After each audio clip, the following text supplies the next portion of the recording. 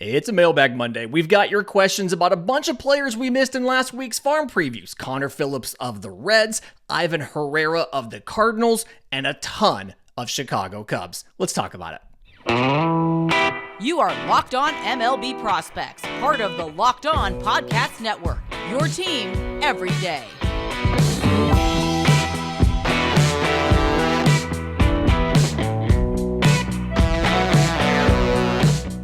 Yes, welcome on in to Locked On MLB Prospects, your home for all things minor league baseball. I'm your host, Lindsay Crosby, award-winning baseball writer and podcaster, and thank you for making this your first listen every single day. We're proudly part of the Locked On Podcast Network, where it's your team every day, and today's episode's made possible by our friends at FanDuel. Make every moment more. Right now, new customers get $150 in bonus bets guaranteed when you place a $5 bet. Visit FanDuel.com/lockedon to get started. As we do every single Monday, all the questions in this show come from listeners of the show. If you have a question for a Monday mailbag, I'm on Twitter at Crosby Baseball. Show's on Twitter at Locked On Farm. If you're watching on YouTube, you can leave it in a comment. We've also got a Discord, subtext, all the rest of that stuff. Let us know who you want to hear about, what you want to know about. We'll tackle it in one of these mailbags. But we're going to start off right-hand pitcher Connor Phillips of the Cincinnati Reds. I didn't have a great place to squeeze him into that Reds show because he's not one of the top prospects. He's already debuted, so I can't fit him into the will debut in 2024 segment. And he's not in the lower minors, so he didn't fit into that segment. So let's talk about him now. 2022 second rounder out of junior college, and made 25 appearances in the minors last year and got up for 5 starts at the end of the year at the major league level. And the performances were kind of mixed for Connor Phillips. Okay, so in the minors, 4-5 with a 3.86 ERA, 105 innings, 154 strikeouts, 13.2 per 9. Very good production from that perspective. 57 walks, 4.9 per 9, and 10 home runs allowed. So 0.9 per 9 innings. At the major league level, a lot of these numbers got worse. So 6.97 ERA in those 5 major league starts. It was only 20 2/3 innings, but 26 strikeouts, so 11.3 per 9. Strikeout rate comes down, which you expect going into MLB. Walk rate goes up to 5.7 per 9 innings, but the home run rate, 2.2 per 9 innings. And I think some of this comes back to his pitch mix, right? So Connor Phillips throws a fastball in the upper 90s, which I feel like it's okay in the zone. It's not the issue. Like, the fastball is not the problem. I think the stuff actually happens to end up being really good, right? He used to throw like a harder power slider, and last year he was really throwing sweepers instead. So low to mid 80s, horizontal moving sweeper. And he did that thing that I like to talk about. The everydayers have heard about this. He paired the horizontal moving sweeper with the vertical breaking curveball. It also sits in the low 80s, so it's kind of in the same velocity band. And then he's got a changeup that's in the mid to upper 80s. And the issue for Connor Phillips is that changeup wasn't very good. So he didn't throw it a lot. I think there's potential there. I think if he developed the changeup, it would be better. But because he didn't throw that changeup a lot, it meant that he was working out of only 2 velocity bands, in this case, the upper 90s fastball, and then the low 80s for the curveball and the sweeper. So he's down to 2 velocity bands, and he's working kind of 3 directions because he's got up in the zone with the fastball, he's got the curveball down, and the sweeper to the glove side. And the other issue there with that sweeper that he didn't necessarily have when he was throwing primarily a power slider is he's not always able to land that sweeper for strikes. And I think that when you watch Connor Phillips, especially at the major league level, some of the issue you had was he gets into disadvantage counts because he's not able to consistently throw more than 1 pitch for a strike. That vertical breaking curveball, it's got like 50 something inches of movement, right? Sometimes it gets spiked through no fault of his own. The sweeper, obviously, One, you struggle against lefties because you don't have a great changeup and you have a sweeper that comes in on them. And so I'm not 100% sure how this gets fixed. Part of me says add a cutter. Part of me says see if you can throw that power slider and a cutter. Part of me says just get the changeup better. But I think that's like having access to a third velocity band and or the other movement of the changeup would be beneficial for Connor Phillips. I think the stuff is really good, and Connor Phillips can be a major league rotation piece. The question is just going to be at what point do the changes click where he's able to do that. I think a full off season of being healthy and then knowing how major league hitters are going to attack him is definitely something that helps with that. Had a question about catcher Ivan Herrera of the St. Louis Cardinals. 2016 IFA, got in 83 games in the minors and 13 games in the majors. In the minors, 297, 451, 500. 10 home runs, 38 extra base hits, 75 walks to 77 strikeouts, 11 to 13 on stolen bases. A lot of that sounds really good. Major league level, 11 to 37, which, if my math is right, I think is also a 297 average. But 2 doubles, 5 walks to 11 strikeouts. Okay. Defensively for Ivan Herrera, he's fine. He's average defensively behind the plate, average blocker, average at throwing out base runners. He's not amazing. He's not terrible. He's average. Okay. Offensively, it feels like you've got the pieces and you just need some tweaks to make it work, right? He doesn't chase a ton. He makes a lot of contact. I think the raw power is fine. The issue is he hits a lot of ground balls. And then when he does seem to elevate the ball, it's more of a line drive than it is something that you can actually get out of the ballpark. And so the power ceiling for Ivan Herrera isn't necessarily that high right now. It obviously can be worked on. It obviously can be improved, but we're just not there yet because of the batted ball characteristics. I'm not saying he's going to pull Yandy Diaz and start lifting the ball and, have an explosive year, but it does feel like that's the one big change that you need for Ivan Herrera to at least be considered a major league starter. And he's going to be battling with Contreras for reps behind the plate. I do think that, again, Contreras, Herrera, he's got the tools. He's probably a better defender than Contreras is, but the issue is right now, offensively, Contreras is so far ahead of him that it kind of makes up for, like, his defense isn't good enough, isn't that much better than Contreras's to make up for the lower offensive ceiling of Ivan Herrera. So curious to see what happens there. It's not always the easiest thing to just fix your launch angle. It's not, we say it like, yeah, just do that. It's not easy to do, but if you see that change happen, you could absolutely get great returns on Ivan Herrera. And then had a question from the Mariners show about first baseman Hogan Windish, 7th rounder in 2022 out of UNC Greensboro. Interesting player. Here's the thing. The carrying tool for him is his power, and that's really the only tool that he has that's even above average. He was mostly a DH in college, and so he's played a lot of first base so far, like 62 games last year at first. He had 25 at second, 17 at DH, and they tried him once in right field. But speed-wise, he's below average. Arm-wise, defensively, he's below average. And really the only carrying tool he has is the power. He's a giant boy. 6 foot, 225, 230, just absolutely muscles on top of muscles, right? And when you look at the stat line, you can see that power is there. 105 games in high A. It's like 450 plate appearances. 270, 372, 507. 22 home runs, 43 extra base hits. He led that league in OPS and in homers. But he struck out 139 times to only 55 walks. He has like a higher than 30% strikeout rate. He's got to make more contact so that power can play. Your power tool is only as good as your hit tool. So the power can be the carrying tool if he can make more consistent contact. And then ideally you need him to develop to be at least closer to average defensively at first base to go. So I'd assume probably a double-A year for him. So because he's already 24 years old.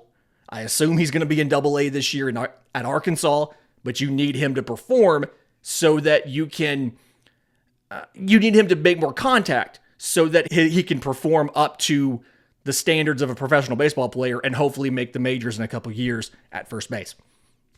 In just a minute, a lot of questions about Cubs prospects that we didn't get to. The Cubs fans really showed up to that episode last week, really had a lot of questions. We're going to start jumping into those next, right here on Locked On MLB Prospects. But first, today's episode is brought to you by our friends at eBay Motors. Passion, drive, and patience. The things like that bring home the winning trophy when you're in the postseason is also what keeps your vehicle alive. eBay Motors has everything you need to maintain your vehicle and level it up to peak performance. From superchargers, roof racks, exhaust kits, LED headlights, and more. Whether you're looking for speed, power, or style, eBay Motors has you covered. They have over 122 million parts, so you'll always find exactly what you're looking for. And with eBay's Guaranteed Fit, your part is guaranteed to fit your ride every time or your money back. Because with eBay Motors, you're burning rubber, not cash. With all the parts you need at the prices you want, it's easy to turn your car into the MVP and bring home that win. Keep your vehicle alive at ebaymotors.com. Eligible items only, exclusions apply. eBay Guaranteed Fit, only available to U.S. customers.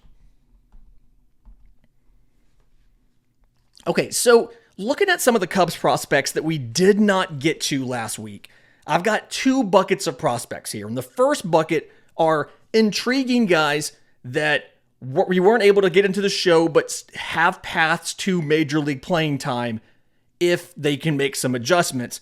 The second group are former top prospects who are no longer top prospects and why. So this first group, outfielder Kevin Alcantara. And if this is supposed to be Kevin Alcantara, please let me know. There's two ways to pronounce this, and I'm guaranteed to pick the wrong one. All right. Here's the thing. 102 games last year between high A and double A. And then he went to the AFL for 20-something games. Last year, 284, 345, 466. 13 home runs, 42 extra base hits, 36 walks to 105 strikeouts, and 15 and 19 on stolen bases. Really unique player. And when we talk about those super tall, super athletic outfielders, guys talk about somebody like Spencer Jones and whatnot, Kevin is part of that group as well and doesn't get discussed in there. He's 6'6". And so fitting with the stereotype of those massive outfielders, the power is really good. 90th percentile exit velocity of 107. This farm system has some dudes with some ridiculous 90th percentile exit velocity numbers. Owen Casey was over 110. Contra's at 107. Some really good stuff. But we said it last segment. We've said it plenty of times before. Your power tool is only as good as your hit tool. And he's had contact issues. He chases a little too much. He struggles with breaking balls. And then because he's 6'6" with those long levers and everything, he has a big strike zone and he has holes in it that it's significantly harder for him to cover because of those long levers and all of that. Now, he did gradually get better when he was healthy last year. He missed a little bit of time with injury, but when he was healthy, he did gradually get better, ending up with a 73% contact rate in the month of September. So you can, as he's been on the field, he's been gradually improving. And there is still reason to believe that he has the ability to become a major league piece. Now, that being said, he is, if I remember this correctly, he is already on the 40-man roster. And so you've already had to use an option year for him. There's another guy down later. We're in the same boat. And so it's going to be harder to, the worst case scenario is to use those 3 option years right as you get to the majors. Because then you, in essence, you have to perform in the majors or they could potentially lose you. So we'll see what happens. Defensively, I think he's good enough to still stick in center field. Played 92 games there last year, 9 games at DH, had 6 outfield assists. The defense is plus, the speed is plus because his legs are so incredibly long. The arm is good. It's just you need him to make more consistent contact and fix the hit tool concerns. He's never going to be a plus hitter, but I think you can get him to average or above average. and that power is really going to be able to play once you do that. First baseman Hayden McGreary, another guy, very good power. 2022 15th rounder out of Colorado Mesa, plays first base. And another guy, Hogan Windish, the power is absolutely the carrying tool. In this case, he's a little bit better defensively, and he's better from a contact perspective. So, again, 90th percentile of 108, 75% contact rate. In that, when you see what he did in the minors, 124 games last year between high A and double A, and most of those were in double A with Tennessee. 532 plate appearances overall, 275, 397, 462 for Hayden McGreary. 19 home runs, 43 extra base hits, 80 walks to 121 strikeouts, 7 to 10 on stolen bases. He's not great defensively at first, but I think he can be good enough. Here's the thing. With his approach, he's incredibly patient. We talk about if you're swinging 48 to 50% of the time, that's on the verge of, that's right there around average, and above 50% is kind of like aggressive. He swung like 41% of the time last year. He is totally willing to take a pitch, take a borderline pitch, and trust his eyes. The chase rate, pretty low, like 25%. The issue for Hayden McGreary is twofold. One, he hits too many ground balls. And so that does limit your overall power production when you're hitting too many ground balls. The second thing is, whenever you see a guy in the lower minors into double A, and he's incredibly patient, you have to be careful of how much of this is because, how much of his success is because he has a very good batter's eye, and how much of his success is because opposing pitchers can't throw enough strikes. And with the changes they made in double A, with the baseball and things like that, part of me wonders, was Hayden McGreary so patient because he didn't think they could throw strikes? Or was he incredibly patient because he was legitimately very good at recognizing balls versus strikes out of the hand? So I want to see him this season. Ideally, I want to see him in AAA this year. So probably going to start back off in AA, may start in AAA, I'm not sure. But either way, I want to see him in AAA. He can be a factor in the first base DH mix along with a Matt Mervis, guys who are playing around Michael Busch. I expect Michael Busch to be the starter at first base, but just curious to see what happens there. It's a really interesting when you see the super patient guys, and Emmanuel Rodriguez for the Twins was a great example of this last year. When you see those super patient guys, you always have the question of how much of that is just natural ability and how much of that is them intentionally not swinging because opposing pitchers can't throw strikes. So curious to see what happens with Hayden McGreary there. Right-hand pitcher Cole Franklin, 2018 6th rounder out of high school, was not protected in the Rule 5 draft and was not picked. So 26 games between high A and double A, the majority of those in double A. 4-12 with a 5.40 ERA and 105 innings pitched. 116 strikeouts, 9.9 per 9 innings. 250 walks, 4.3. 21 home runs allowed, so 1.8 per 9. Similar to Connor Phillips, way too many home runs.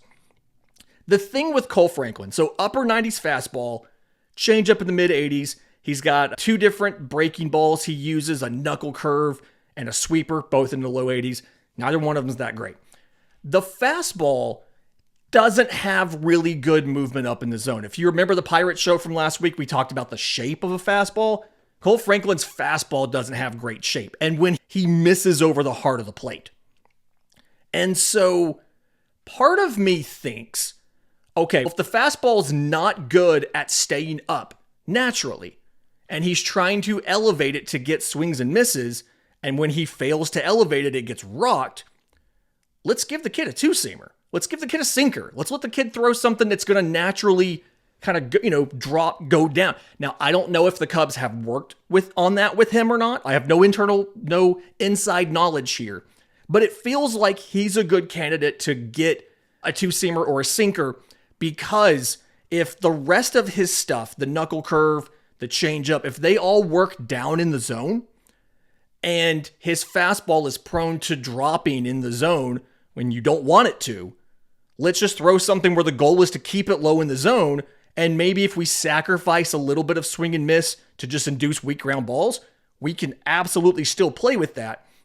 And we can still make him a professional or make him a major leaguer.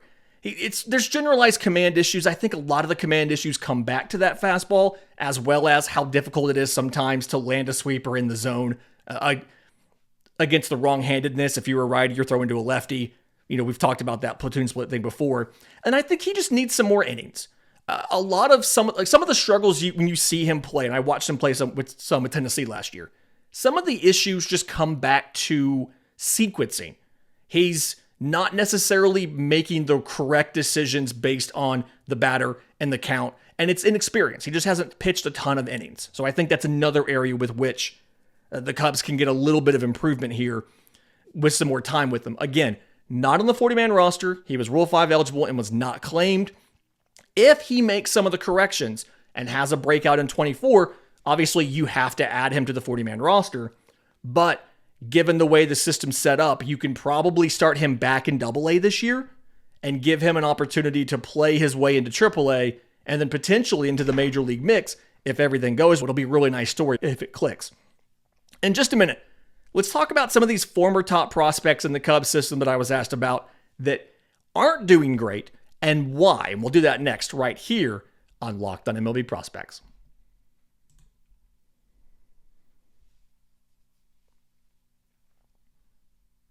Final segment of Locked On MLB Prospects here on Monday. Again, quick reminder, if you have questions for the Monday mailbag, because all of these come from listeners on the show. I'm on Twitter at Crosby Baseball. Show's on Twitter at Locked On Farm. We have email, Discord, subtext, all of that stuff. If you're on YouTube, leave us a comment while you're watching on YouTube. And while you're there, go ahead and subscribe. If you're on audio, again, use one of those methods to reach out to us, but do us a favor and leave us a 5-star review. Somebody got mad about our Jace Medical ads last week and left us a negative review because of that. So kind of frustrating. Okay, so some former top prospects in the Cubs system that people asked about. Shortstop Ed Howard, first rounder out of high school in 2020. And really in a scenario where he has not played a ton since he was drafted. 148 career games in the minors since being drafted in 2020, because no season in 2020. And then has not done great since he was signed. So last year, 45 games in high A. It's like 188 plate appearances. Because he came back in June after hip surgery that took out most of his 2022. Okay. 199, 239, 244. 2 home runs, 4 extra base hits, 8 walks to 58 strikeouts, 4 of 5 on stolen bases. He split his time between shortstop and second. The defense was good. I think the defense was perfectly fine for Ed Howard. The bat speed is still there. The issue you have for Ed Howard is he's missed so much time that the pitch recognition is just not there. He's swinging at suboptimal pitches. He's chasing a lot. And because he's swinging at suboptimal pitches, when he makes contact, he's making suboptimal contact. It's a really high ground ball rate. And at this point, most of the prospect apparatus has taken him off the top 30s altogether. I don't really know where he should come in on that list. You're obviously headed into his 4th year since being drafted. He's not Rule 5 until after next season. So curious to see what happens, but you've got to see the batting average get better. He needs reps. He needs a full season of health. He needs to be able to perform, and he needs to find some more power. And I don't know if that's just something where if he's healthy and has a chance to do the proper workouts and everything, it'll come. But you're at a point where that injury, that weird fluky hip injury that he had last year has just really derailed a career that was already starting slower because of missed time on the front end. So interesting player. You've got a lot of obvious flaws here and things to work on, and hopefully some healthy time will help him. Talk about a guy being healthy. Outfielder Brennan Davis, second rounder in 2018 out of high school, has already been out of the 40-man roster, has already used an option year, got in 62 games last year in AAA. He had back surgery, if you remember right, last year. It was like I don't think it was a structural thing. It was like a muscular thing in his back, but he had back surgery, lost most of the season last year, and then had a core muscle injury this year that took multiple months away from him. And he looks like a shell of himself. 257 plate appearances in AAA, 62 games, 187, 296, 279, 4 home runs, 12 extra base hits, 22 walks to 58 strikeouts, 9 of 12 on stolen bases. The defense, I think, is fine. His speed's above average. The arm's above average. The defense, he can play left and right. That's where he mostly played last year. I think he can play some center too. They didn't use them because they had other guys in center. But the power's just not been there since he came back from injury. And he doesn't look like he has the timing down at the plate or just really any offensive confidence at the plate. And the zone contact number, if you want to quantify all of this, zone contact number, less than 80% contact rate in the zone. At this point, from what I've been told, talking to people who study this system a lot more than I do, at this point, the team is happy with whatever they could ever get out of Brennen Davis. The thought process is probably the best case scenario would be a fourth outfielder, somebody who'd be on your bench, can fill in to both corners, maybe center field, and give you some backup reps, pinch hit from time to time. But the multiple injuries to important things like your back and your core have just really sapped a lot of the ability from Brennen Davis. And at this point, it's kind of unclear what you're going to get. One of the people I talked to said that they probably expected him at some point in time during the season to get removed from the 40-man roster, simply because they just didn't think that the team could afford to carry him on there much longer, especially with the batting average of 187 in AAA. So hopefully he has a much better year this year. We'll see what happens, but it's just, he's been so damaged, right? So injured that it's really, he's not the same player that he was when he was a top prospect. And the hope is that one day he can get back there. Another guy, infielder Christian Hernandez, not because of injury, but just hasn't necessarily developed the way they want it. 2021 IFA was like the star of the class, right? Got 106 games in single A, so 431 plate appearances. Batted .223, .302, .301. 4 home runs, 19 extra base hits, 39 walks to 118 strikeouts for Christian Hernandez, 27 to 32 on stolen bases. Started off playing shortstop, 59 games at shortstop. The defense is fine at shortstop. The arm strength's kind of a problem. And they tried him at third for a game. The arm wouldn't allow it. And in the second half, they actually took him out of the shortstop role and put him at second. So he played 36 games at second in the second half of the season, 8 games at DH. And here's the thing. The defense is fine for Christian Hernandez. You knew when he was signed as an IFA, he was a good defender. The offense has not come around from either a strength perspective or a contact perspective.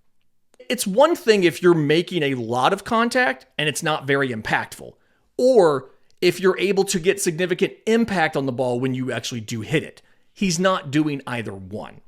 And so this is something where, yes, he was only 19 years old last year. This is not the end of the road for Christian Hernandez, but another guy that for the most part has been taken off of top 30 lists altogether. I think a couple that I looked at recently, I want to say Baseball America doesn't have him. I want to say Prospects 1500. Like a lot of places have taken him out of their top 30s completely, or he's at the very bottom of the top 30s. And so if he can either develop better contact ability or build some more strength so that when he does make contact, he can have an impact, there's still a path forward to eventually be probably a second baseman at the major league level, but it's a long road to hoe. Now, that being said, you've got time to do that. Again, he was only 19 years old last season. You've got some time before, one, you make that Rule 5 decision, and two, before it's time to throw in the towel on this, but it's not looking great so far. So we just need to see one of those season-to-season leaps in production, and that happens if there's any of these three guys that I think could make a leap. Hernandez is probably the first one. Davis is probably second, simply because maybe as he gets away from the injury and has a healthy offseason, he has a chance to get back some of the form, some of the athleticism, some of the power. So we'll see what happens. Fantastic week this week. spending more time in the Central. So reminder, if you have a team coming up this week and you don't hear a guy that you want to know about, let me know. We'll throw him into next Monday's mailbag. Until next time, remember, it's always a great time to pay a minor leaguer.